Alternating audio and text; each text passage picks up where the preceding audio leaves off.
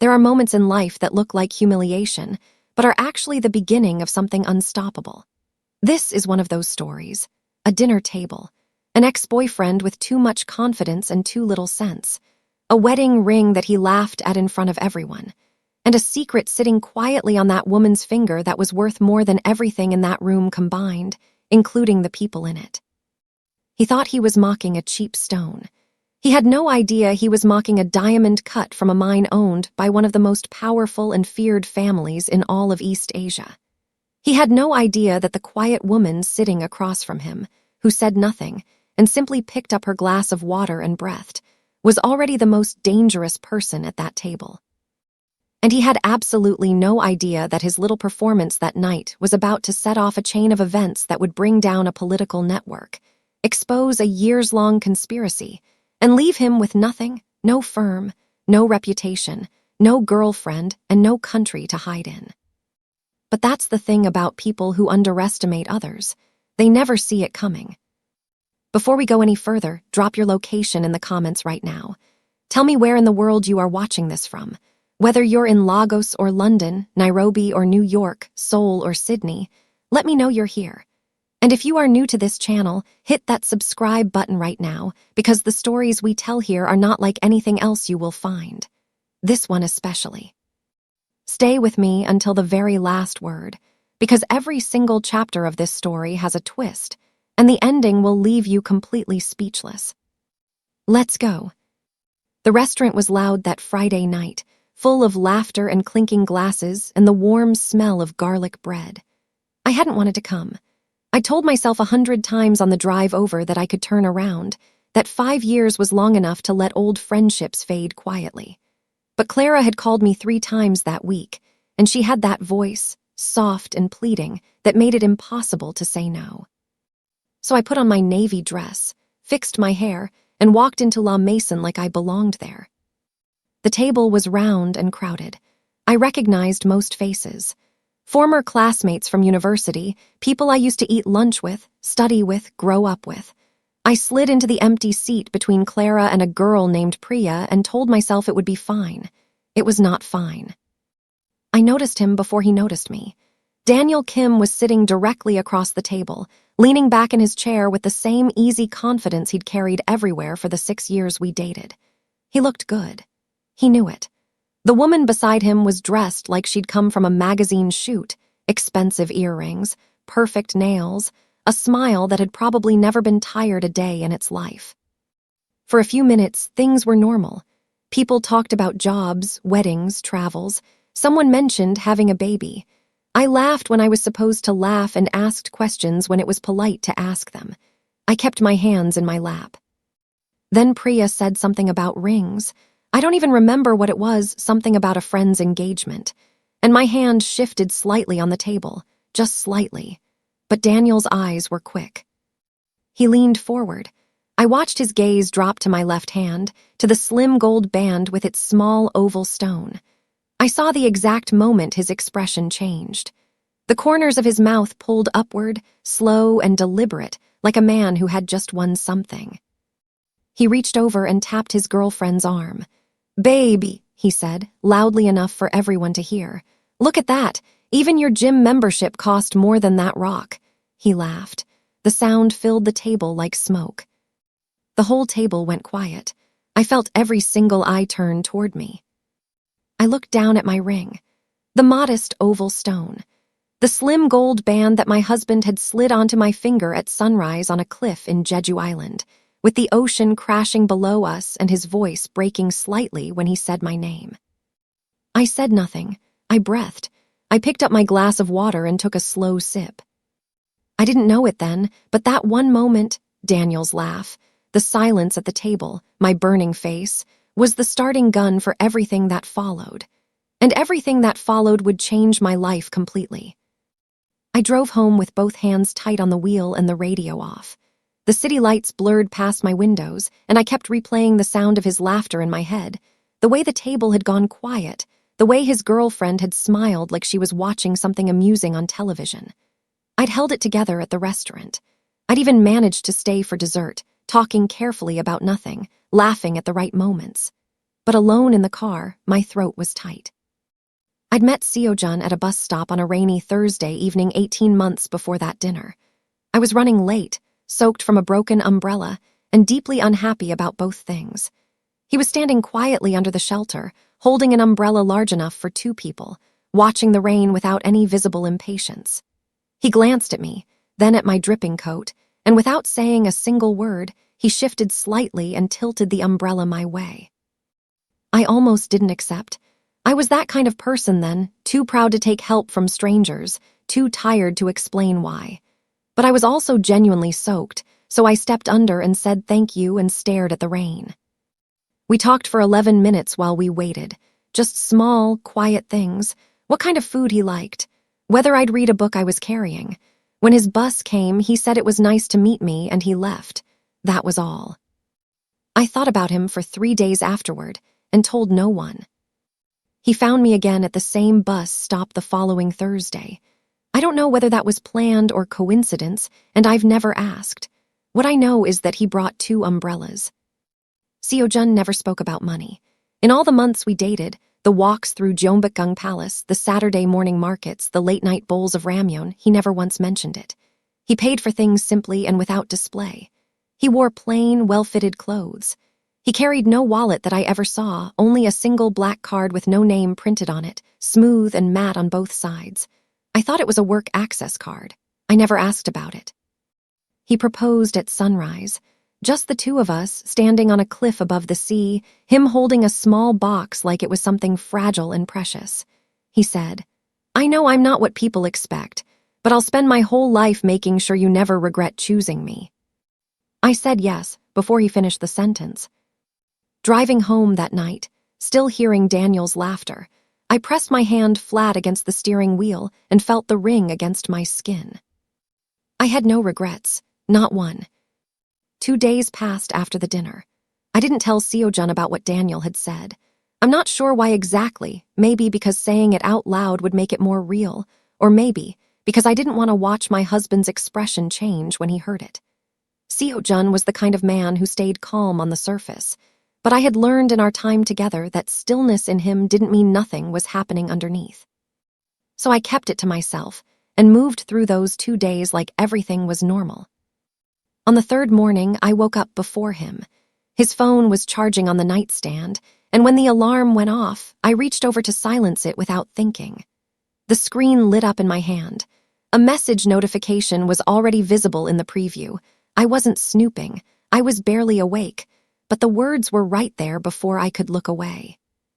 3 words caught in my brain before the screen locked. Diamond, mine, and a name, Chairman Park. I set the phone down carefully and sat up in bed. My heart was doing something strange. I told myself I was being ridiculous, that diamond and mine could mean 100 ordinary things. I told myself this for approximately 4 minutes. Then Ji-Yeon walked in from the bathroom with a towel around his shoulders and looked at his phone, then at me. Something changed in his face, not guilt, not fear, but something more precise. The look of a person who has been careful for a long time and knows that careful is no longer going to be enough. He sat on the edge of the bed. He was quiet for a moment. Then he said, "Ji-Yeon, we need to talk, but not here, tonight." I nodded. I didn't ask any questions. I thought about the black card with no name. I thought about the black SUV that was always parked outside our apartment building, the one I'd assumed for 18 months belonged to a neighbor. I thought about the dinner parties he occasionally excused himself from for 20 minutes and returned from looking settled and composed, like a person who had just finished a task. I got up mid-coffee and went to work. That was the longest day of my career as a forensic accountant. When I got home, Ji-Yeon was already in his coat. He said, "I want to show you something." He didn't say where we were going. He drove. I watched the city change around us, familiar neighborhoods becoming less familiar, wide streets becoming quieter, until we pulled into the underground parking of a building I had never noticed before. 40 floors, no visible signage, a door that opened before we reached it. The lobby looked ordinary enough. A security desk, marble floors, soft lighting. Nothing that should have made my pulse quicken. But there was something in the quality of the silence too deliberate, too complete, that told me this was not a normal office building. Ji-Yeon placed his thumb against a small panel on the elevator wall that I would never have noticed on my own. The elevator didn't go up. It went down. 2 floors, maybe 3. I watched the numbers descend and told myself to breathe normally. When the doors opened, the air changed, cool and still like the inside of a vault. The room beyond was enormous, long and low-ceilinged, lit by screens that lined an entire wall, showing maps, numbers, feeds I didn't fully understand. There was an obsidian table down the center, long enough to seat 20. 4 men in dark suits stood when Ji-Yeon entered. They didn't bow. They waited. Ji-Yeon turned to me, and for the first time since I'd known him, he looked slightly uncertain. Not afraid, but aware of the weight of what he was about to say. "Everything I told you was true," he said. "I just didn't tell you everything." He had never been a simple businessman in international trade. He was the 3rd-generation head of the CO family, one of the most quietly powerful networks in East and Southern Asia. They operated across legitimate industries: mining, import logistics, gemstone distribution. But the foundation of it, the original structure from which everything else grew, was underground. Not criminal in the way that word usually sounds, no drugs, no violence used carelessly, but far outside the ordinary world of law and tax and public record. They moved money. They moved stones. They moved influence. They had done so since his grandfather's time. And the ring on my finger, the modest oval stone that Daniel had laughed at across a restaurant table, contained a diamond cut directly from a mine in Botswana that the CO family had owned for 30 years. The mine alone was worth more than most people could calculate in a single sitting. I stood very still while he told me this. Then one of the men at the table slid a folder toward me without speaking. I opened it. Inside was a photograph, black and white, 2 men shaking hands outside a building I didn't recognize. One of the men was Daniel Kim. I picked up the photograph and looked at it for a long time. Daniel's face was clear and unmistakable, that same half-smile, that same easy posture, like a man who had never once doubted that things would go his way. The man he was shaking hands with was identified at the bottom of the page as Assemblyman Choi Byung-soo, a senior politician I vaguely recognized from news headlines, known for his long campaign against what he called unregulated private economic networks. I had always thought of him as someone else's problem. The man standing across from me, Ji-Yeon's head of intelligence, who introduced himself only as Director Yoon, spoke in a low, measured voice. Daniel had been working in political lobbying for the past 3 years. He was not, as he had presented himself at the reunion dinner, simply a successful young professional.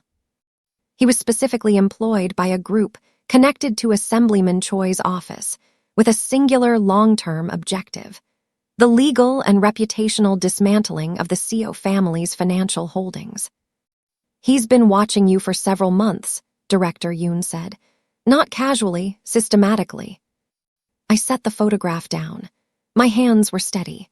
I'm not sure why, maybe because I had spent 8 years as a forensic accountant, and in that work you learn to be still when things don't add up, to stay calm while you locate the error. "The dinner," I said. Director Yoon nodded. "We believe it was deliberate." The reunion, the one Clara had called me about 3 times, the one I had almost skipped, the one that was supposed to be a warm night of catching up with old friends, had been arranged specifically to get me there. Daniel had suggested it through Clara, who I now understood had no idea she was being used. He had wanted to see me in person. He had wanted to test whether I knew anything about my husband's real world, or whether I was genuinely, completely in the dark. He had also wanted to establish something important, that I was not a threat, that I was a simple, unremarkable woman with a cheap ring and no awareness of what circled around her. The mockery at the table wasn't just cruelty, it was strategy. Director Yoon looked at me steadily and said the words that locked everything into place. "He knew who you were before you ran into him at that dinner." I exhaled slowly, then I turned to Ji-Yeon and said, "Don't handle Daniel, let me."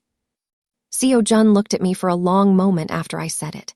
He had the kind of face that didn't give much away, but I knew him well enough by then to read the smaller things, the slight tension at the corner of his mouth, the way his eyes moved when he was calculating. He was deciding whether to trust me with this, or maybe he was deciding whether I understood what I was asking to walk into. He said, "You know what this is?" "I'm starting to," I said. He agreed, but with one condition. I would work directly with Director Yoon's team. I would not move alone. I accepted without argument because I'm not foolish. I knew that whatever this world was, I didn't know its rules yet, and knowing your own limits is not weakness, it's basic sense. What I did have was 8 years of forensic accounting experience. I had worked for a firm called Hana Capital Analytics before a quiet, abrupt departure that was explained to me as restructuring. I had always thought the timing was strange. I had never investigated it. I started there. Director Yoon gave me access to a secured workstation and left me alone with it. Within 2 hours, I had confirmed what part of me had suspected. Hana Capital Analytics was not a neutral firm. 2 of its 3 senior partners had financial ties to a holding company connected to Assemblyman Choi's office. I had been let go 18 months into my work there, right around the time I met Ji-Yeon. Someone had flagged my name. Someone had moved me out of a position where I might eventually see things that were not meant for me. I kept working. I pulled financial records, cross-referenced registration numbers, traced shell company chains with the quiet patience of someone who has done this in the dark with less. By midnight, the shape of it was visible. Daniel was the operational center of a financial network built to trigger an international audit on the CO family's diamond imports. The audit would freeze assets, collapse legitimate businesses, generate press coverage that would be impossible to survive. It was elegant in the way that traps are elegant, designed by someone who understood exactly how much damage a paper trail could do. And it was set to launch in 11 days. I leaned back and rubbed my eyes. Then I found something that made the air go out of the room. My name, in one of the shell company filings, listed as an associate. I stared at the document for a full minute. My name, Park Ji-Yeon, printed in clean text in a column labeled Associated Parties, attached to a shell company I had never heard of and certainly never worked for. The filing date was 8 months ago. 8 months ago, I had been quietly living my life, going to work, coming home, making dinner, walking with Ji-Yeon on weekends. I had signed nothing. I had been nowhere near any of this. Which meant someone had put me there. Director Yoon came in as I was printing the document. I placed it in front of him without speaking. He looked at it, and something shifted in his expression, a controlled, precise kind of anger that people in his line of work wore like a second skin. "This was always part of it," he said, not a question. We worked through it together over the next 3 hours.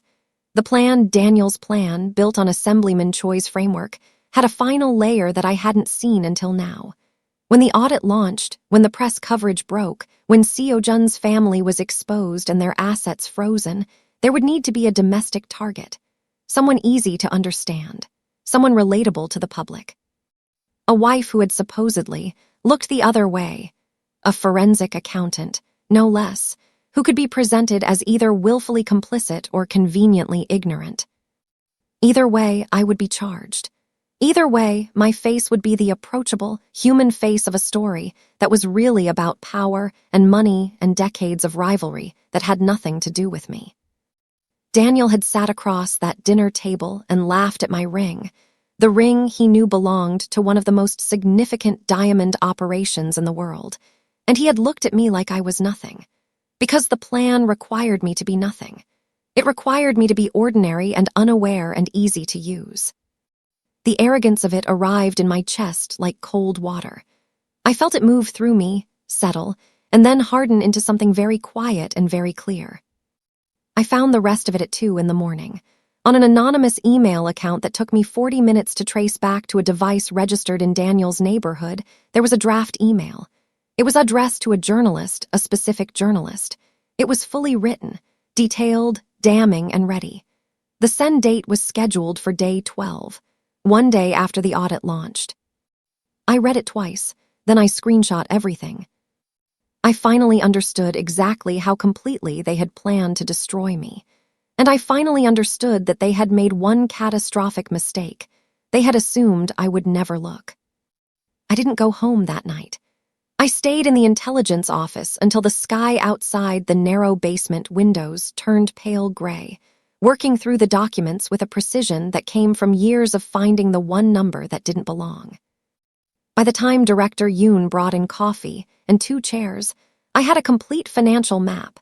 Every shell company, every transaction date, every link in the chain from Daniel's office to Assemblyman Choi's, funding sources to the 3 audit commissioners who were prepositioned to approve the investigation the moment the filing landed. It was thorough, it was well-funded, and it had taken a long time to build. What I also had was the draft email, the false filing with my name, and a clear picture of how the timing worked. The audit would launch. The email would go out. The journalist would run the story. I would be named. Ji-Yeon's family would be destabilized. And Daniel would be sitting in a clean office somewhere watching it happen with the same expression he'd had at the restaurant, pleased with himself, certain he had won. The journalist was named Mara Voss. I looked her up while Director Yoon stepped out to make a call. German, Berlin-based, 30 years of investigative work.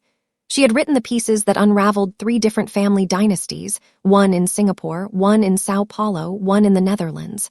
Her work was meticulous and fearless. She didn't take bribes. She didn't protect the powerful. She followed evidence. That was exactly why Daniel had chosen her. She was credible. A story from Mara Voss didn't get buried. It detonated. Director Yoon came back and sat down across from me. He was expecting me to present a defense strategy, how to preempt the audit, how to protect the CO family's assets, how to neutralize the filing with my name. That was what made sense from where he stood.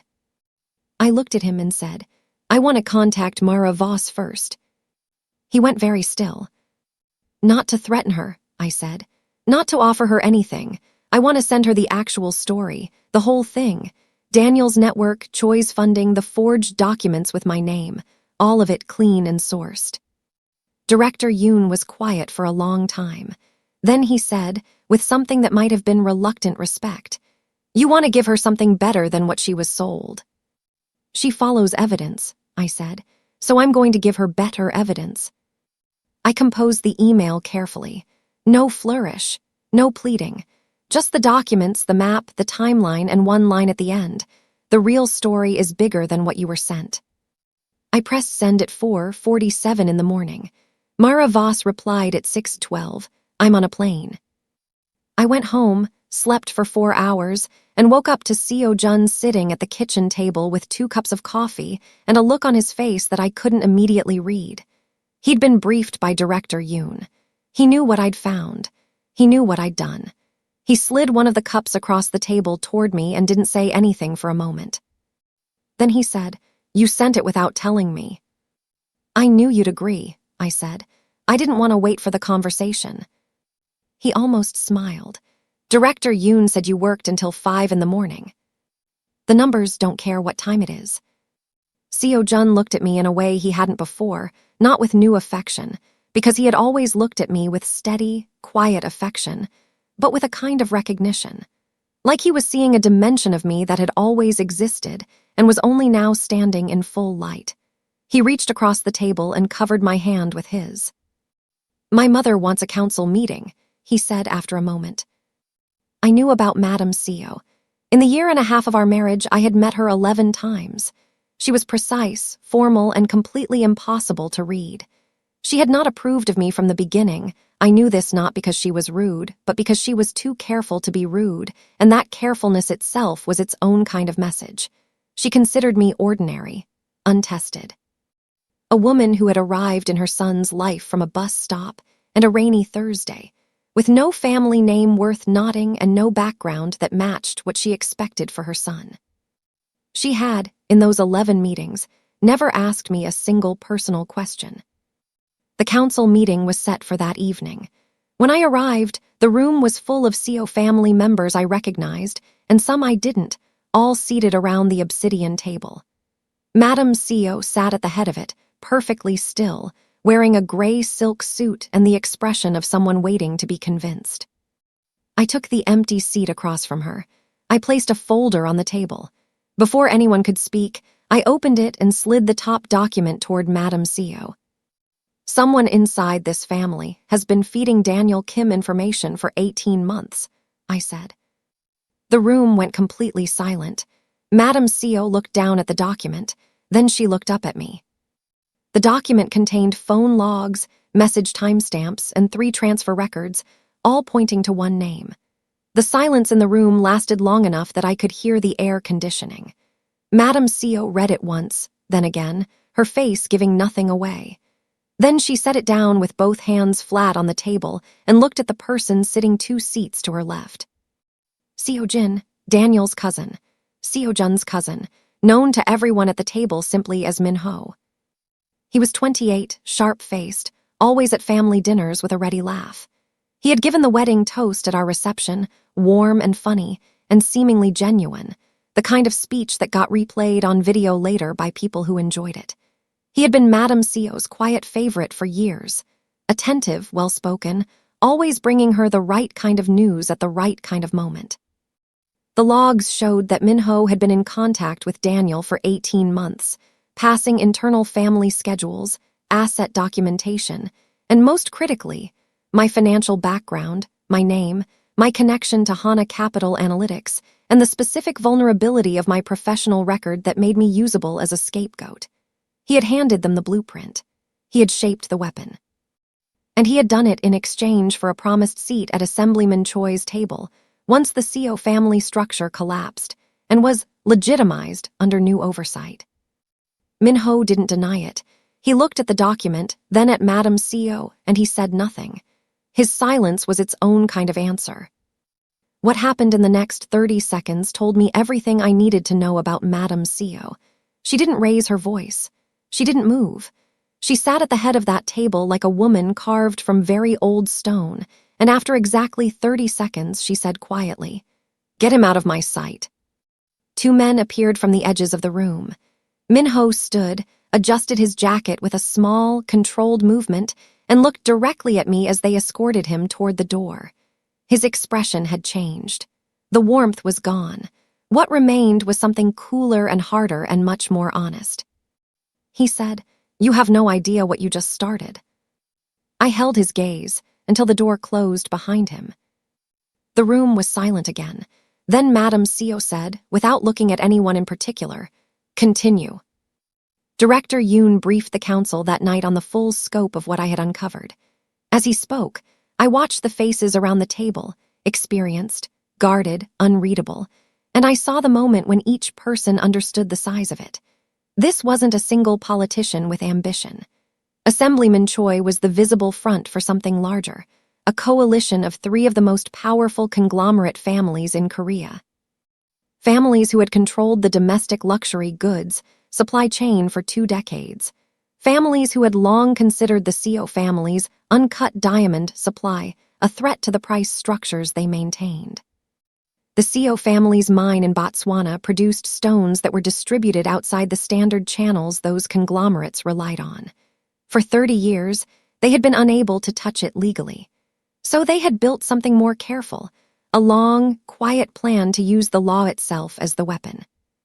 If they could trigger an international audit, freeze the imports, generate enough press scandal to damage the family's legitimate business relationships, and simultaneously provide a convenient domestic suspect, me, the structure would collapse from the inside.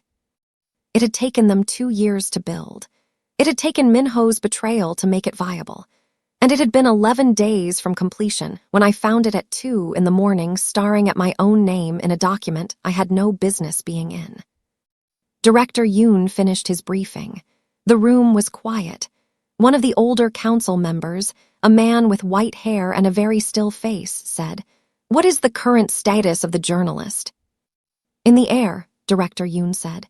"She lands in 6 hours." Madam CEO, who had not spoken since Min-ho was removed, said, "And the woman who contacted her." Everyone in the room knew she meant me. I was sitting 12 feet away. Director Yoon said, "Mrs. CEO handled it." Madam CEO looked at me. It was the first time in all our 11 meetings that she had looked at me with the particular focused attention she gave things she considered worth examining. She said nothing. The meeting ended. I went home with Ji-Yeon, ate rice and kimchi standing at the kitchen counter at midnight because neither of us had eaten since morning, and tried to sleep. 11 days had become 9, and Mara Voss was in the air. I met Mara Voss the following afternoon in a quiet cafe in Yongsan, the kind of place with small tables and strong espresso, and enough background noise to make a private conversation possible. She was taller than I expected, direct, efficient, with the kind of eyes that moved constantly and missed nothing. She arrived 7 minutes early and had already ordered when I sat down. She had read everything I sent, all of it. She'd spent the flight cross-referencing sources, checking document metadata, pulling publicly available records to test what I'd given her. She told me this in a brisk, organized way, like a doctor presenting test results. Nothing in my documentation had failed her verification checks. The shell company records matched. The transfer dates aligned. The forged filing with my name was traceable back to a specific printer, registered at a lobbying office in Mapo district, Daniel's office. She said, "Before we go further, you should know something." She slid a printed email across the table. "He contacted me again this morning, separately." I read it. Daniel, now clearly aware that something had shifted, had sent Mara a new message. He reframed the entire situation. I was a manipulative wife using a journalist to clean her criminal family's image. He claimed the documents I'd sent were fabricated. He attached screenshots, supposedly of communications I'd had, that he said proved I was acting to protect the CO family's illegal operations. I looked up from the email. "Those screenshots are fake," I said. "I know," Mara said simply. She tapped the corner of the printed page. "The metadata is wrong. The timestamp formatting doesn't match any Korean messaging platform I've verified. It's not a sophisticated fake, it's a fast one, which tells me he's panicking." She picked up her espresso. "He made them in a hurry because he found out you moved first." She looked at me steadily over the rim of her cup, and I understood something important in that moment. Mara Voss had not come to Seoul because I'd given her documents. She had come because what I'd given her was a better story than the one she'd been sold, and after 30 years of doing this, she could tell the difference. "Panicking people make irreversible mistakes," she said. I nodded. Then I took a napkin from the holder on the table, wrote down a phone number, and slid it toward her. "When he makes his next move," I said, "I want to know within the hour." She looked at the number. Then she put it in her pocket. I knew Daniel would move again. Panic has a pattern. I'd seen it in financial fraud investigations more times than I could count. When someone realizes their careful plan is unraveling, they don't stop. They accelerate. They reach for the next lever, pull harder, make decisions in minutes that they should have taken weeks to think through. Every fast decision leaves traces. Every trace is a gift. On the 4th day after my meeting with Mara, I sent Daniel a text from a number he didn't have. Clean, brief. "The mine documents are going public tomorrow. You have one chance to be on the right side of this." I didn't expect him to call me. I expected him to call Assemblyman Choi. He called Choi within 22 minutes. Director Yoon's team had been monitoring Choi's lines under a court authorization that had been in place for 14 months, part of a pre-existing financial crimes investigation that had been quietly building its own case. The call was recorded in full, legally, completely. I listened to the recording that evening in the intelligence office. Daniel's voice was faster than I remembered from the restaurant, less smooth, more exposed. He confirmed his role in constructing the shell companies. He named Min-ho as the inside source. He referenced Choi's specific instruction, delivered in a meeting 7 months ago, to position the wife as collateral. He described the forged filing. He explained the timing of the draft email. In 4 minutes and 18 seconds, he handed us a complete, voice-recorded confession. When the recording ended, the room was very quiet. Director Yoon was looking at his phone. Ji-Yeon was standing by the window. I sat at the table with my hands folded in front of me and felt something settle in my chest, not triumph, exactly. Something quieter. The feeling of a long equation finally balancing. Ji-Yeon crossed the room and stood beside me. "What do you want to do with it?" he asked.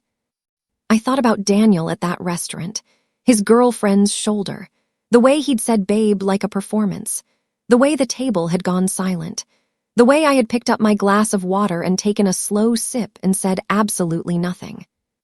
I want the world to hear it, I said. Ji-Yeon's legal team worked through the night, and by morning we had a clean, organized package. The recording, the shell company documentation, the forged filing with my name, the financial map connecting Daniel to Choi to the 3 conglomerate families, and the draft email that had been sitting in that anonymous account waiting to destroy me. Everything sourced. Everything verified. I sent it to Mara Voss at 7:14 in the morning with a single line. This is the full picture. She called me 2 hours later. She said, I need 3 days. You have 4, I said. During those 4 days, I went back to work. Not to the intelligence office, to my actual desk, my actual job, the accounts I had been managing as a freelance auditor since leaving Hana Capital Analytics. I reviewed files, returned emails, drank too much coffee. Ji-Yeon and I ate dinner together every evening and talked about ordinary things. A film he wanted to see, a jacket I couldn't decide whether to return, the neighbor's dog that barked at exactly 6 every morning. We didn't talk about what was coming. On the evening of the 3rd day, Madame Ji-Yeon called. She had not spoken to me directly since the council meeting. I answered on the 2nd ring. She asked how I was, not as small talk as a real question. I told her I was well. She said, the council would like to know if you require anything further from us before the publication. I told her I didn't think so. There was a pause. Then she said, Ji-Yeon. She had never used my name before. In 11 meetings over 18 months, it had always been Ji-Yeon's wife or nothing at all. Yes, I said. You were right to contact the journalist directly, she said. I would not have done it. I was wrong not to.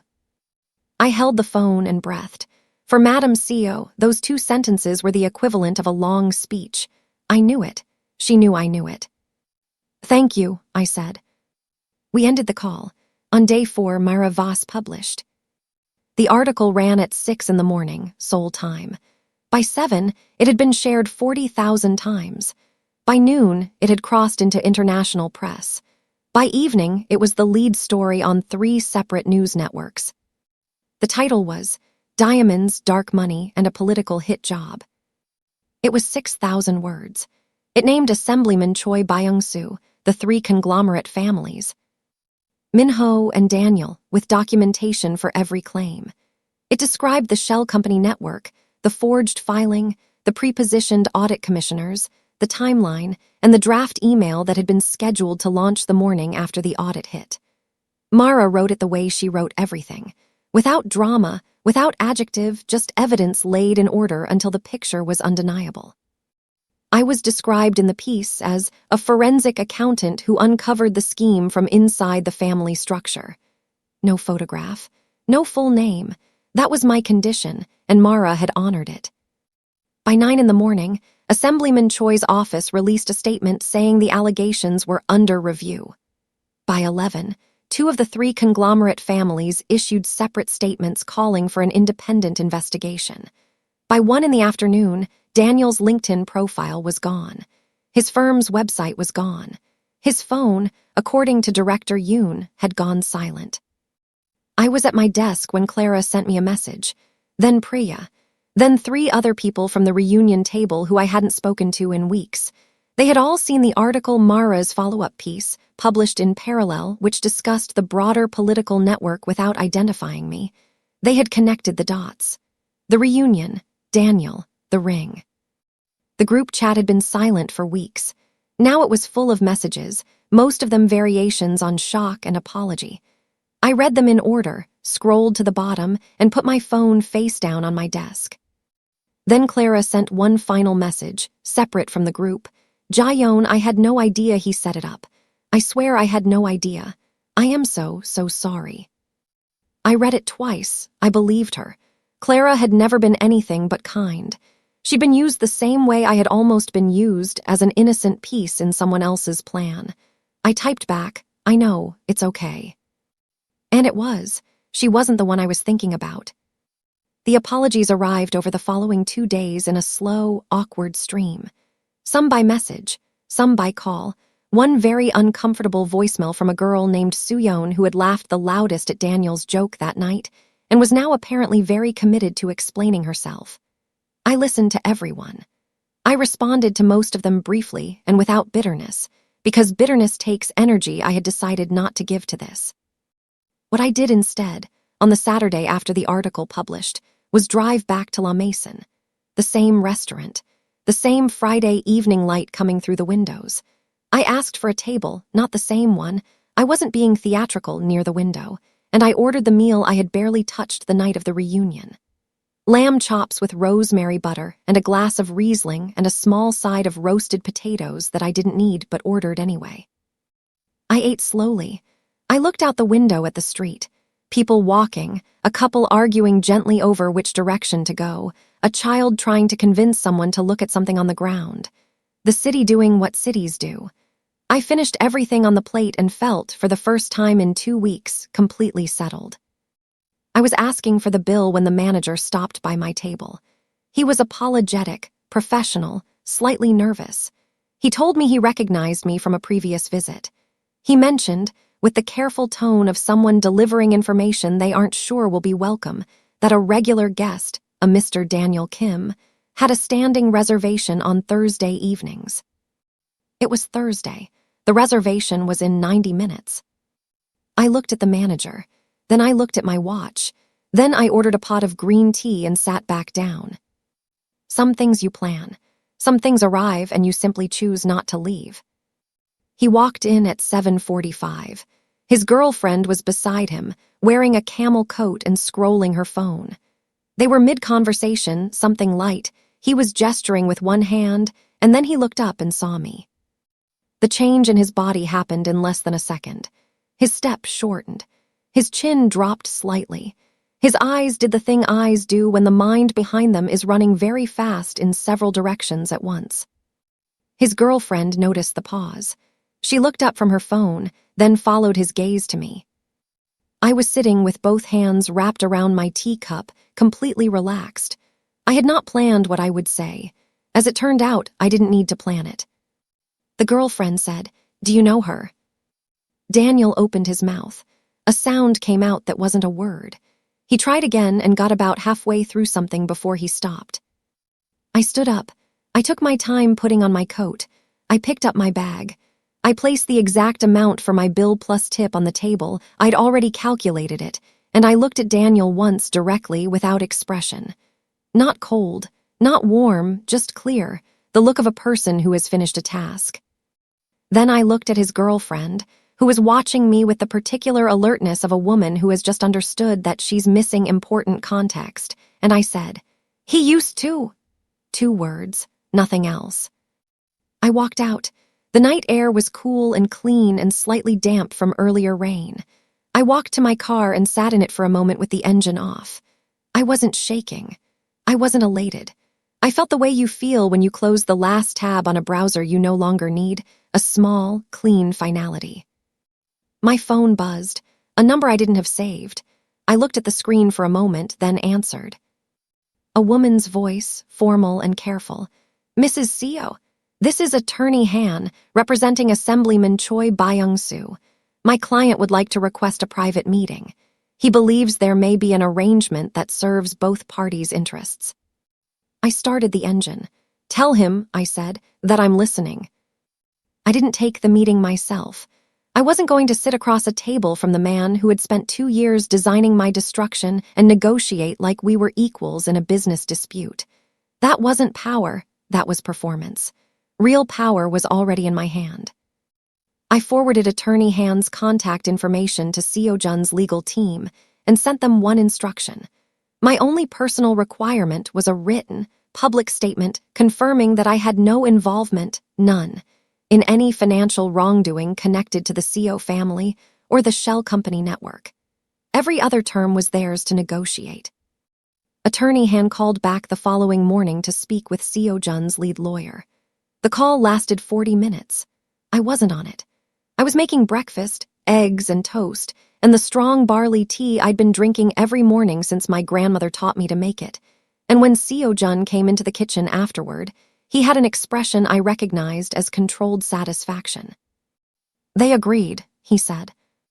"The statement, word for word what you wrote, to be released in 4 newspapers, 2 domestic, 2 international within 48 hours.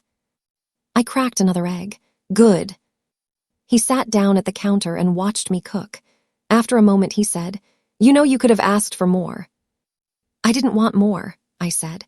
"I wanted my name clean. Everything else is already handled." He was quiet for a moment.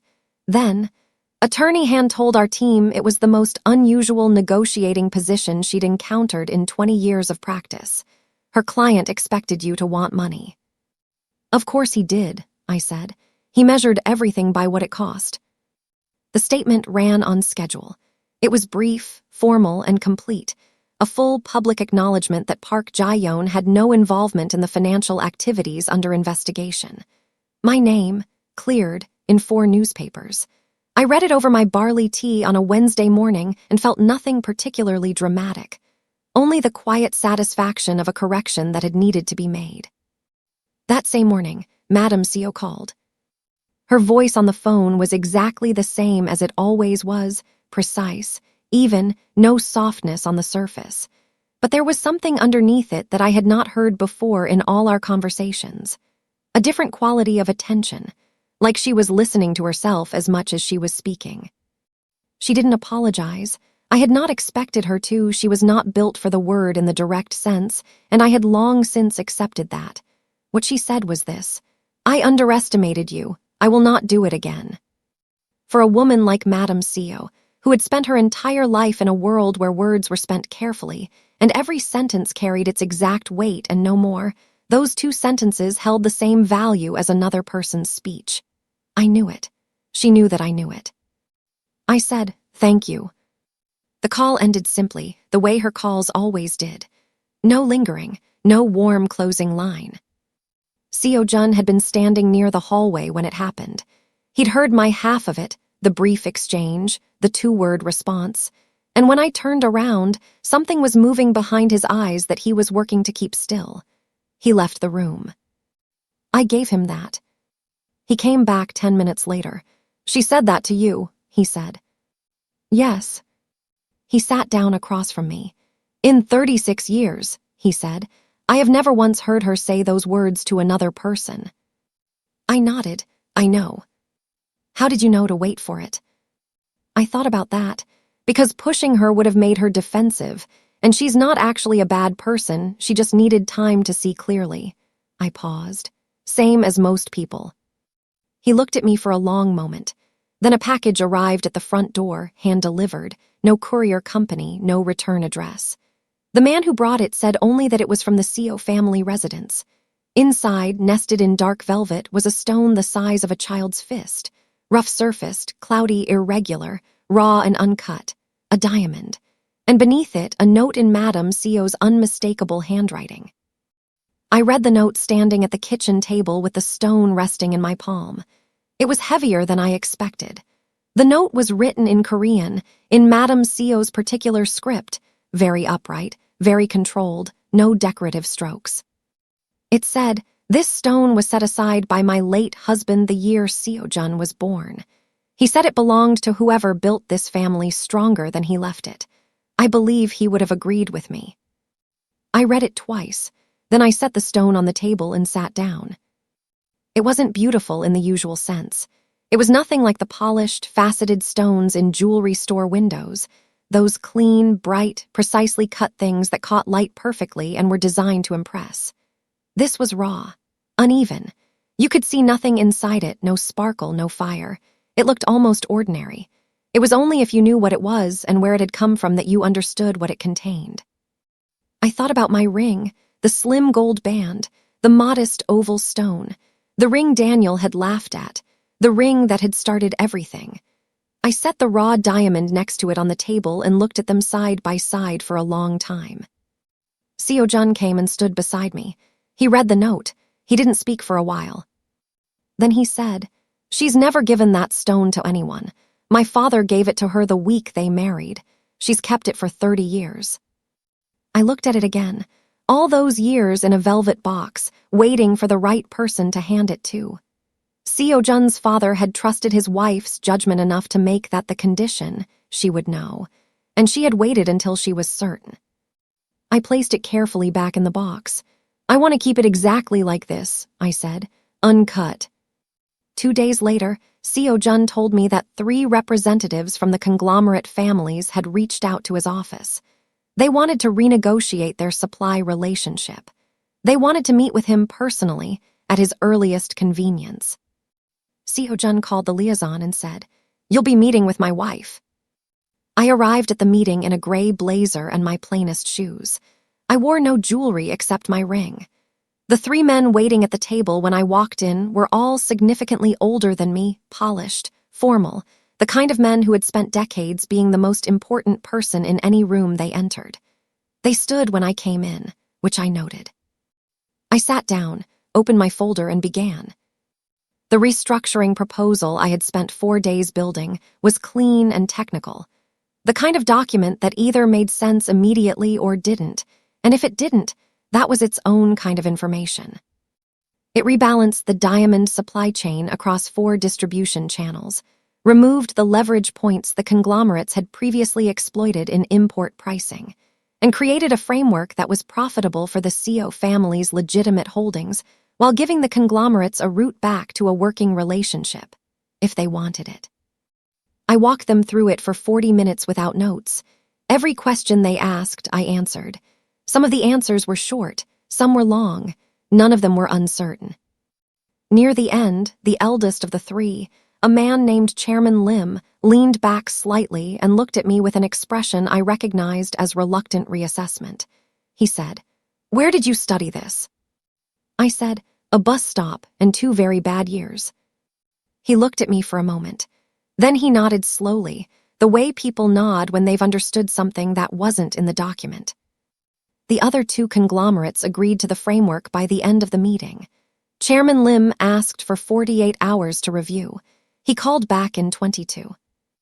The 3rd man, youngest, quieter than the other 2, stayed behind when the others left. He stood near the door with his jacket folded over his arm and said, very carefully, "I want you to know that Daniel was employed through a subsidiary connected to my family's holdings. I shut that connection down the morning Mara's article ran, and I'm sorry for the part my family played in what was done to you." His name was Ji-Yeon. He was 29.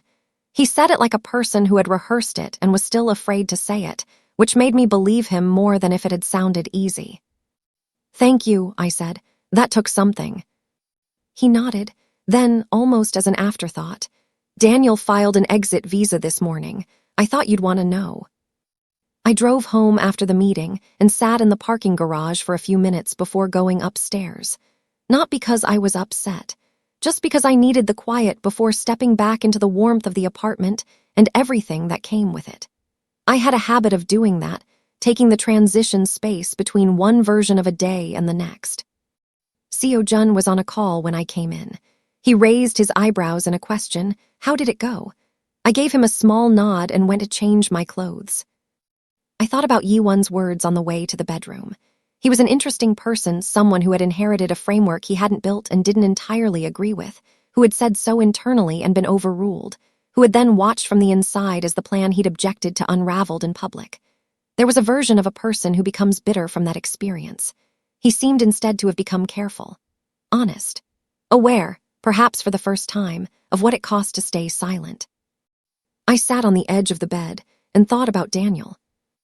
Everyone around me, Ji-Yeon, Director Yoon, even Madame Ji-Yeon in her brief, careful way, had expected me to react to the exit visa news with urgency, to block it, to demand a formal legal process that would hold him in the country, put his name in a courtroom, make him stand in a public place and account for what he'd done.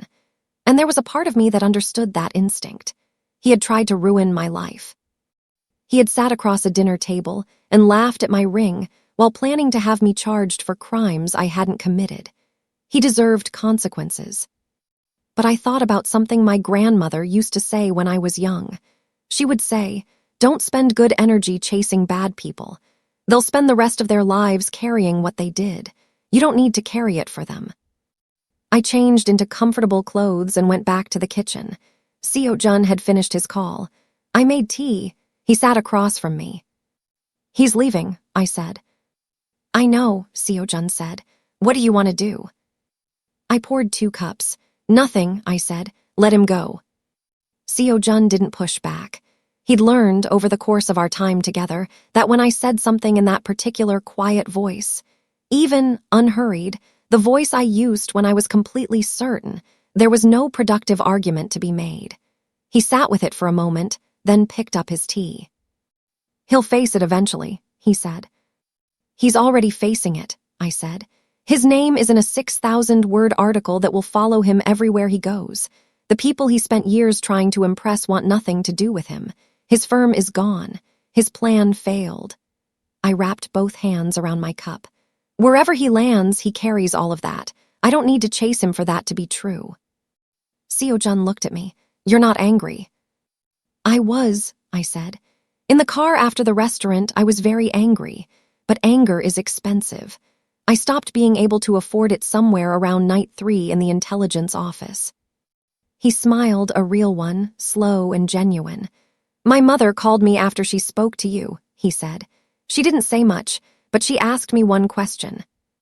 What? She asked if I understood what I had in you. I looked at him. What did you say? I told her I was still finding out. His voice was very steady. And that I suspected it would take a very long time, and that I was glad. We sat there in the kitchen for a while after that, not saying anything particular. The apartment was warm. The barley tea was good. Outside, the city moved in its usual way, unaware and indifferent, which is exactly what a city should be. 3 days later, Clara sent me a screenshot from the reunion group chat. Someone had found an Instagram post from Daniel's girlfriend. It was a breakup statement, the kind posted publicly, carefully worded, nomming him as someone connected to a financial scandal and describing her decision to step away from the relationship. He had, by then, already left the country. He wasn't there to see it. The comments section had opinions. The reunion group chat had nothing left to say. A week after the conglomerate meetings concluded and the restructuring framework was signed, a second article ran. Mara Voss hadn't written it. It came from a different publication, a long-form platform that specialized in business and society narratives. The writer had pieced things together from Mara's original piece and some additional research, and the result was a profile-style story about an unnamed woman, a forensic accountant, who had uncovered a multi-million-dollar political conspiracy while being publicly mocked for her wedding ring at a dinner party. I was not named. There was no photograph. The details were shifted just enough to protect my identity without losing the core of what was true, but it was clearly me. It became one of the most shared articles of that month. People sent it to each other with messages like, "You have to read this, and this is insane, and can you imagine?" It ran across platforms. It was discussed in morning radio segments and business podcasts, and apparently several office group chats where someone had printed it out and left it in the break room. The reunion group chat discovered it on a Tuesday afternoon. The messages started immediately. Is this Ji-Yeon? And oh my God, and I knew there was more to that ring, and kept going for about an hour. I didn't respond. I watched the notifications come in from my kitchen table with a bowl of instant noodles in front of me, the cheap kind, from the convenience store, which I genuinely loved despite having access now to restaurants that had wine lists longer than some novels. The ring was on my left hand where it always was. In the lamplight of my kitchen, the oval stone caught the warm glow and held it for a moment, small and quiet and entirely itself. I looked at it. Ji-Yeon came in from the hallway, carrying a small wooden box I hadn't seen before. He set it on the table beside my noodles and sat down. The box was the one with the raw diamond in it. He opened it. The stone sat in its velvet like a rough, patient fact. I want to have it set, he said, properly, the way it was meant to be, if you'll let me. I looked at the stone, then at my ring, then back at him. I told him no. Not sharply, not with drama, Just clearly, the way you tell someone a true thing when you've already thought it through completely and there's nothing left to decide. He waited. This ring, I said, is already the most expensive thing I own. I just didn't know it when I put it on. I turned my hand so the oval stone caught the light again. I don't want a bigger stone. I don't want it reset. I don't want anyone to look at my hand and understand. I just want this. He was quiet for a moment. Then he said, because of what it started. Because of what it already is, I said. The dinner, the mockery, the file with my name, the 2 a.m. nights, the article, all of it came from the fact that Daniel looked at this ring and decided it told him everything he needed to know about me. He was wrong about every single thing, and I want to keep wearing the ring he was wrong about. Ji-Yeon looked at the ring for a long moment. Then he laughed. A real, full laugh, the kind he didn't use often, unguarded, genuine, from somewhere deep in his chest. It was the first time I'd heard it in months, and it filled the kitchen like something that had been missing. He picked up the wooden box, closed it carefully, and set it on the shelf above the counter. Someday, he said. Maybe someday, I agreed. I finished my instant noodles. He made tea. We watched a cooking show, a competition one, the kind where someone always cried over pastry, and the evening moved quietly around us, simple and warm and entirely ordinary. I thought about the girl who had walked into that reunion dinner in her navy dress, hands cold, heart braced, already half regretting coming, who had sat across from the person she'd once loved and heard herself laughed at and said nothing, only breathed and picked up her glass and waited, who had driven home in silence and then, 2 days later, found 3 words on a phone screen that cracked the world open. I would not go back and change any of it. Not the laugh, not the phone, not the 2 a.m. hours at the workstation, not the recording, not the article, not the meeting where 3 powerful men waited for me in a room, and I arrived in my plainest shoes and opened a folder. Some people looked at my ring and saw what it wasn't. I had learned to look at it and see exactly what it was. A slim gold band with an oval stone, cut from a mine that no one could take from us, placed on my finger at sunrise by a man who had always known its true value, given to a woman who had finally learned her own. Downstairs, the black SUV was parked in its usual spot. I waved at the window on my way to the kitchen for more tea. The driver, as always, waved back. And that right there is the end of Ji-Yeon's story. But before you go, I need to hear from you. Drop your location in the comments below. Tell me which city, which country, which corner of the world you are watching from right now. Whether it is 2 in the afternoon or 2 in the morning, I want to know you were here for this one. If this story moved something in you, if you felt the burn of that restaurant table, if you held your breath during those 2 a.m. hours, if you smiled at those last 2 words, then you already know this channel is built differently. We don't just tell stories. We tell the ones that stay with you for days. The ones that remind you that the quietest person in the room is often carrying the most power. Hit that subscribe button right now if you haven't already. Turn on your notifications so you never miss what comes next. Share this story with someone who needs to hear it today, someone who has ever been underestimated, laughed at, or counted out before they even had a chance to begin. Because the next story, it is already waiting, and I promise you it is worth staying for.